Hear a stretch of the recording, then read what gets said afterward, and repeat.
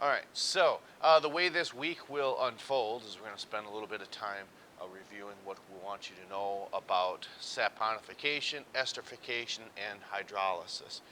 And the final piece of the puzzle was that of what we call hemiacetal formation. So we will spend some time on showing you the what we think is the proper way these reactions undergo. And we want you to be able to illustrate how these compounds form and where they break apart. And we'll show you how that's done here shortly. All right, so in the first process that we had talked about was that of saponification. Okay? And what that meant is if we had an acid, we'll just use propanoic acid. Okay. And if we're going to add a strong base to that, whether it's potassium hydroxide or sodium hydroxide, either one, this is what we had performed in the lab. And then what we see happening here is we want you to be able to illustrate how that compound breaks apart. This is very similar to that of hydrolysis. And what we see happening in that of hydrolysis is where that compound gets broke apart. And in this process, it's really no different, where we see our base splits apart right here. Okay? And remember, we had said it's all about the water, and that's really no different here. So when this reacts, then we still have our 3-carbon compound, and our double bonded oxygen is still there. But what we see happening is we want you to be able to illustrate is this breaks apart here, and when we say it's all about the water, that on your acid, we want you to be able to illustrate, put a box around there, and then a box around this, so that we can illustrate where that water is coming from. And then we see that this oxygen's one bond short, so what we see happening is this oxygen is still there, but it's looking for another bond, therefore it gets it from that of the sodium. So that's how we form that carboxylate salt, and then what we have left over, then remember we said it's all about the water. We have your H, and then OH in that nature. Okay, so that process is, you could say it's identical to that of hydrolysis. This is just a saponification process of forming carboxylate salt. That's what we see happening here. The only difference between this and hydrolysis would be having water there instead, where the HOH splits apart. Okay, so in that case, what we see happening though is where you're going to form, what's the word I'm looking for? Oh, you're breaking an ester apart. So I guess we could say that would be rather strange to look at it like this, because you're putting the same compound on there. You're replacing a hydrogen with a hydrogen. So a little clarification with that would be, let's start over. What I meant is this. We have our ester. Okay.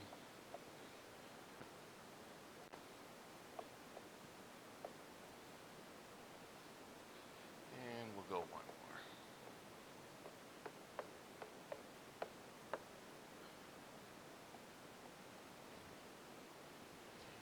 And too many bonds. Okay. Remember, alcohol side, acid side. So how we see this process is similar to this saponification is when we cleave this molecule, just like what we did there, where you're breaking it apart. This is hydrolysis then instead. So what we see happening is we have hydrogen and hydroxide. Okay? So now what we see happening is we're going to get our original products, because what we typically say is if you take an alcohol and an ester in the presence of a catalyst and some heat. I said that wrong. Yeah, an alcohol and an acid gives you an ester, okay? So, with what we see happening here, again, some sulfuric acid is reacting with that. So, when this water molecule gets broke apart, okay, we'll go ahead and put the alcohol side together first. So this oxygen's looking for one more bond because here's where it has broke apart. So here is our alcohol, and then we would say plus. This OH is looking for a place to attach because there's an open bond there. So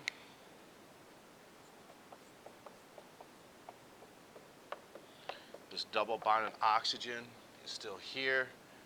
This bond is still here. It's looking for one more, okay? And that's where our OH comes from. I guess I put that line on the wrong side. Not that it matters, just saying that it's gone, okay? Because that's what happens when we go through the process of hydrolysis. It means we're breaking this water apart and then getting your original products back. Alcohol and an acid. Okay? So, again, saponification, hydrolysis, and then just the opposite then of hydrolysis would be esterification then. So in that process, you're going to form an ester rather than breaking it apart. So we want to leave this up here to show a quick illustration because the process is similar, but we want you to be able to distinguish the difference. Okay, so we'll just do ethanol.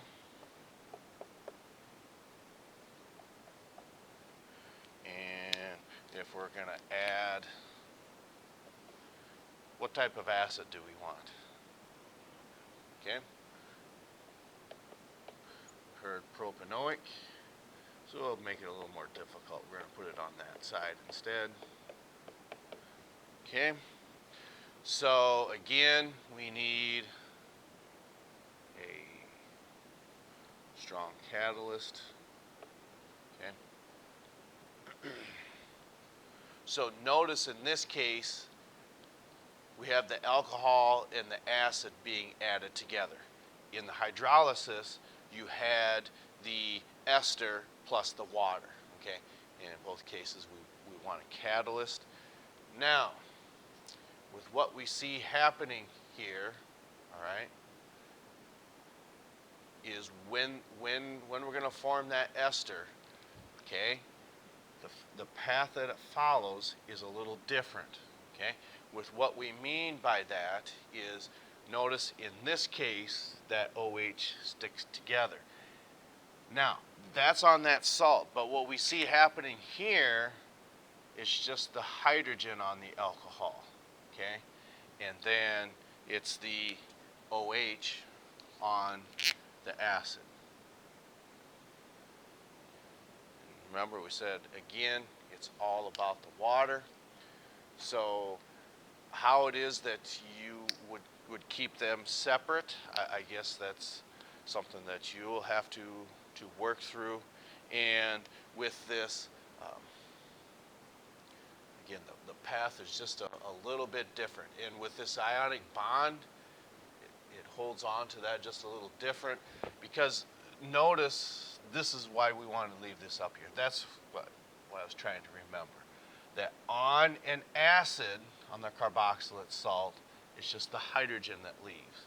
But on that the acid, when we're going through esterification, it's the entire OH that leaves. And again, all it has to do with just is electron affinity and bonding.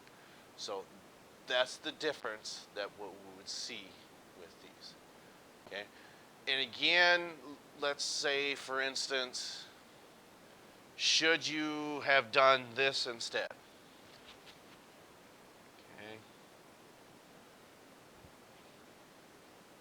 should we have illustrated it this way? Okay, and here we had an OH. Should we have done this instead? Notice you're still going to get the same product, okay? Because it's still going to hook together where that oxygen is, but the way you're getting there is incorrect, okay? So we want you to be able to distinguish the difference by putting boxes around what is actually leaving, okay?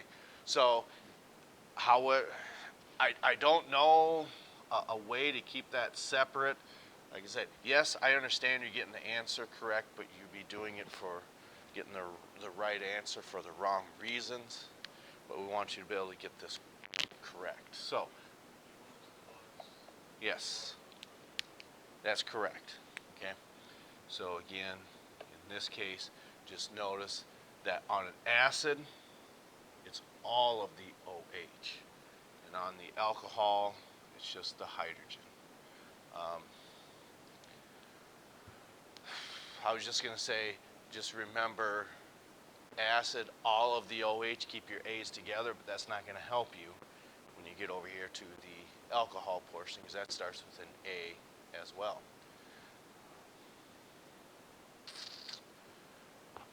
Maybe just the idea that you've got this double bond here,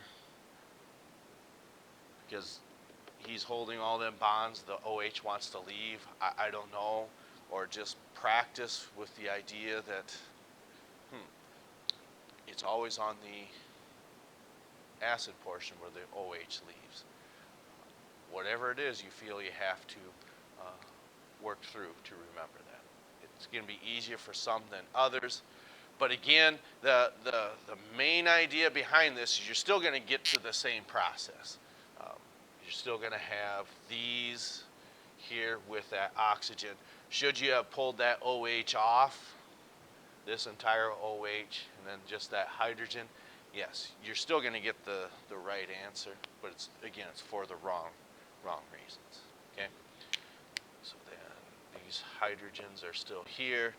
Now we can hook this together. That's looking to bond on that oxygen. So there it is.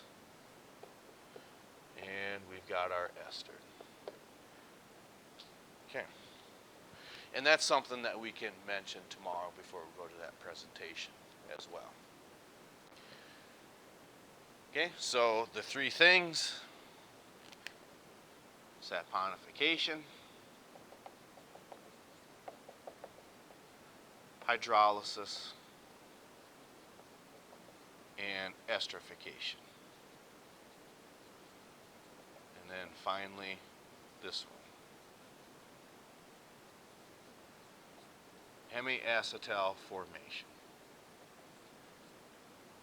Is that something that you want to go over today? Yeah, we've got time. So we can go ahead and go through that process. All right. So if you two choose to watch this, which we'll try to mention before you leave for today, because I believe you're back from that competition before school is out. So go ahead and make that announcement at that time. Okay, so in what we call hemiacetal formation, okay,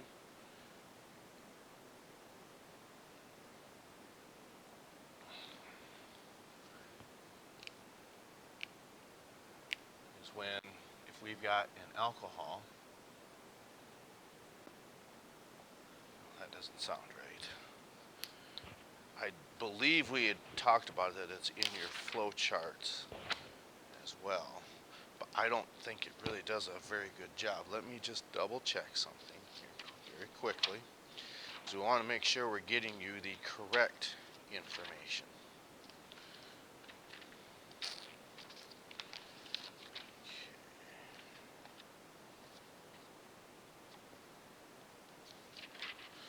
That's the problem with that of organic chemistry, is there's just so much information to remember. That makes it just a little more difficult, or can make it a little more difficult.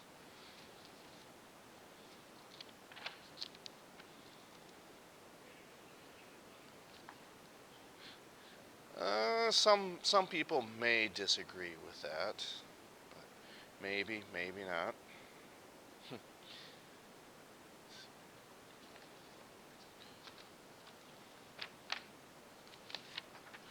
Oh, I was close where I was looking. Oh, duh. That's right. You have to start with, if I just would have remembered how I explained it last week, is there's a reason why we wait this long to understand this, because as we look towards the end of this week, we start the biochemistry that of the sugars with monosaccharides, and what that entails is drawing monosaccharides and linking them correctly. There again, that's something that's all about the water too. And the majority of the sugars that we talk about are aldose sugars. So when we're doing this hemiacetal formation, we start with an aldehyde then. Okay? And again, that's why we wait until this last portion of the chapter to introduce what we call hemiacetals. And what that means is we have any aldehyde and we're going to add an alcohol, propanol, methanol, ethanol, butanol, any one of those. They're all going to follow the same path. Okay? So it doesn't matter how complex of an alcohol you put here. We can do something just as simple as methanol. Okay? Typically, it may be written like this. Okay? And if you were asked to draw that, this might be actually an easier way of writing that, as opposed to this instead. Whichever you're more comfortable with. But in this case, this is maybe one of the instances where it would be actually easier to see in this process, because what we see happening then, okay, is this actually breaks apart right here. Okay. And does it need a catalyst? I'm guessing so. I can't remember right off the top of my head what it actually is. And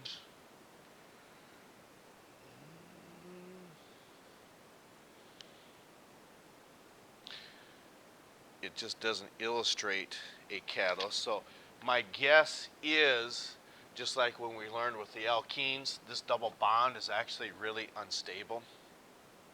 So what we see happening then is, as this reaction proceeds, okay, we're going to have this, this, and this. So just as a quick review, even though this was an aldehyde, what was it called?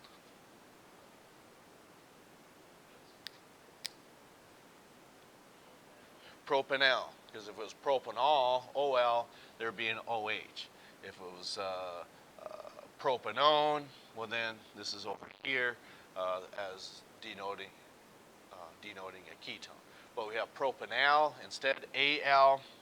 So what we see happening is this hydrogen migrates up here and breaks that double bond.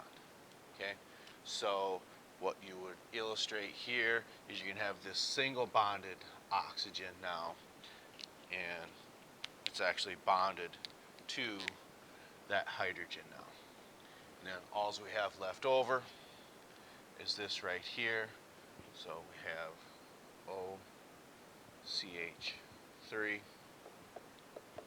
and that's what we would call a hemiacetal, just because of the way a full acetal would mean you're going to have another react this again and have OCH3 up on top. But for our practical purposes in here at this level, we just want to illustrate this here only in a hemiacetal formation. That's on approximately page 428, should you want to be looking at that in your book.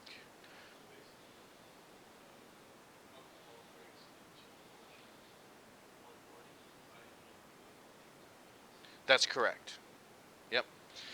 And with this is just unique to aldehydes.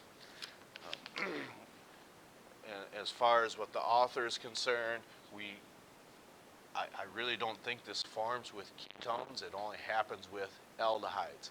And this process here, um, and I'm hoping we'll remember this by the end of this week on why that's important. Because what happens is, um, if you're drawing these monosaccharides, okay. Oh, this looks difficult. Right, left. That's going to be the most difficult portion, is memorizing where these OHs are. Because what you do then, notice CHO, yeah, is really no different than what you see here, CHNO. Okay, so what you're looking at then is this is an example of an aldose sugar then. So what happens is that these junctions is where carbon atoms are. So notice now we've got these all stacked up in a vertical sense. We've got 6 carbons. So this is where you get that idea of the molecule of glucose, which is an aldose sugar. And that's why we wait for this at the very end until we do that, because what happens is then you get to do something fun like this.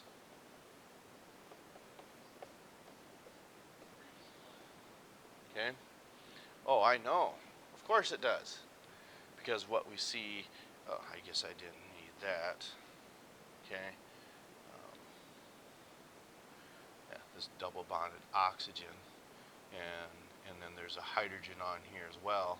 And what we see happening is these orient and they flip around, and then this hydrogen actually comes down here and breaks that double bond. Okay, very much to what we see, very similar to what we see here, but that's in the future. Okay, I'm hoping we can appreciate why we're waiting this long to see this process, because this actually occurs long before that of this saponification and esterification. But for our purposes, I think hopefully it keeps it fresh in our mind what actually happens when we get to these sugars. Okay. Chances are, if you were to watch this, you may have plenty of questions before we get to class tomorrow. But at least you'll have the information. We'll spend a little bit of time reviewing tomorrow, and then we'll get this exam out of the way on Wednesday. Then we'll get into the biochemistry portion. Anything else? Okay, we'll catch up to you next time.